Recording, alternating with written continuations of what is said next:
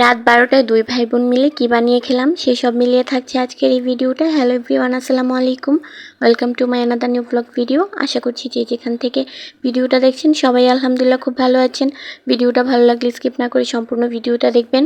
তখন প্রায় রাত 11:30টার মতো বাজে। তো ওই সময় হচ্ছে আমার ভাই বলছিল বার্গার খাবে, ইগ বার্গার। এটা হচ্ছে বাহিরে খেয়েছিলাম। তো বাসায় নাকি এর আগে ও আর আমার ছোটো বোন অনেকবার বানিয়ে খেয়েছে। তো আমাকে বলছিল যে আপু আসো আমরা ইগ বার্গার বানিয়ে খাই। তো এখানে হচ্ছে এগ বার্গার বানানোর জন্য ও আগে হচ্ছে 2টা ডিম পোচ করে নিয়েছে। দুইজন যেহেতু খাবো তো 2টা ডিম পোচ করেছে। এখন হচ্ছে বার্গারের যে রুটিগুলো নিয়েছিল ওই রুটিগুলো হচ্ছে এখন মাঝখান দিয়ে কেটে নিচ্ছিল। মাঝখান দিয়ে কেটে এটা আবার হচ্ছে তাওয়াতে দিবে। তো এখানে হচ্ছে ফার্স্টে বার্গার বানাতে হলে ডিম লাগবে। আমরা যেহেতু দুইজন খাবো তার জন্য 2টা ডিম নিয়েছে আর 2টা রুটি নেওয়া হয়েছে। 2টা বার্গার বানানো হবে। তো এখানে হচ্ছে ও এক এক করে সব কিছু রেডি করে নিয়েছে কেটে। এখন শুধু বার্গার বানানো হবে। আমি কখনো বাসায় এই বার্গারটা ট্রাই করিনি, বাহিরে খেয়েছি। কিন্তু বাসায় খাওয়ার পর মনে হচ্ছিল যে আসলে বাহিরের থেকে বাসারটা খুবই মজা হয়েছিল। আপনারাও চাইলে কিন্তু এই টিপসটা ফলো করে বার্গার বানিয়ে খেতে পারেন খুবই সিম্পলভাবে। খুব বেশি উপকরণও লাগে না, শুধু ডিম লাগবে, সাথে টমেটো সস লাগবে, কাঁচামরিচ, শসা, পেঁয়াজ এগুলো লাগবে। তো এগুলো হচ্ছে ও আগেই কেটে রেখেছিল। এখন হচ্ছে ও সব কিছু রেডি করে নিয়েছে আর এখন হচ্ছে একটা একটা করে বানাবে। তো হচ্ছে ফার্স্টে আমারটা বানিয়ে দিচ্ছিল। তো বলছিল যে আগে তোমারটা বানিয়ে দিই তারপর আমারটা বানাবো। তো আমি বলছিলাম যে আচ্ছা ঠিক আছে। এখন হচ্ছে ও রুটির ভিতরে আগে থেকে কেটে রাখা কুচি কুচি করে রাখা শসা, পেঁয়াজ আর কাঁচামরিচ দিচ্ছে।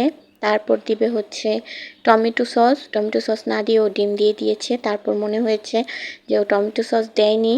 তো এগুলো আবার উঠায় তারপর টমেটো সস দিয়ে তারপর হচ্ছে আবার ডিম দেয়। ডিম দেওয়ার পর আবার উপরে শসা, টমেটো কেটে রাখা ওইগুলো দেয়। তারপর আবার উপরে সস দেয়। এগুলো দিয়ে তারপর হচ্ছে বার্গারটা বানানো হয়। এভাবে হচ্ছে সিম্পলভাবে বার্গার বানিয়ে আপনারাও বাসায় খেয়ে দেখবেন কেমন লাগে। আমাদের কাছে তো খুবই ভালো লেগেছে। আর তখন ক্ষুধা ছিল, রাত প্রায় 12টা বাজে। তো ওই সময় খেয়েছি তো আরও বেশি মজা লেগেছে। আসলে ক্ষুধার সময় আপনি যাই খান না কেন ওইটা কিন্তু খুবই ভালো লাগবে। আর এমনিতেও এই বার্গারটা খেতে মজা হয়েছিল, কারণ বাহিরেরটা খেয়েছি আর বাসায় বানিয়ে খেলাম। তো আমার কাছে বাসারটাই ভালো লেগেছে বাহিরের থেকে বেশি। তো আমার বার্গারটা বানানোর পর ওর বার্গারটাও বানিয়ে নেয়। তো দুই ভাই বোন মিলে হচ্ছে রাত 12টায় এই কাজগুলো করেছি, বার্গার বানিয়ে খেয়েছি। বাসায় এই প্রথমবার ইগ বার্গার ট্রাই করলাম। প্রথমবারের তুলনায় অনেক মজা হয়েছে, মানে বাহিরের থেকে বাসারটা খুবই ভালো লেগেছে। আপনারাও চাইলে এইভাবে ইগ বার্গার বানিয়ে খেয়ে দেখতে পারেন। আর কারা কারা এখন ইগ বার্গার খান নেই সবাই অবশ্যই কমেন্টের মাধ্যমে জানাবেন। আর যদি না খেয়ে থাকেন অবশ্যই এইভাবে বাসায় বানিয়ে খেয়ে দেখবেন কেমন লাগে।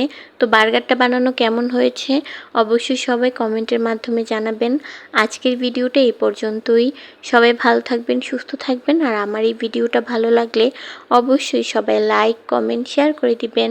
আল্লাহ হাফেজ সবাইকে।